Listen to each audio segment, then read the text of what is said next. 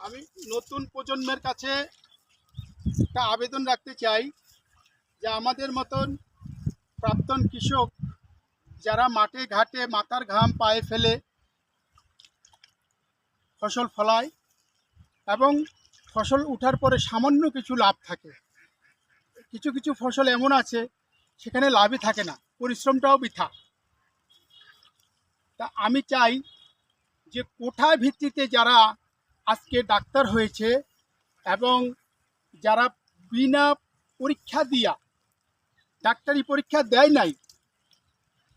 তারা ডাক্তার হয়েছে, আজকে তারাই হাসপাতালে বিভিন্ন ডাক্তারখানায় ওরা কিন্তু ছোট ছোট শিশু এবং বয়স্ক মানুষদেরকে চিকিৎসার অজুহাতে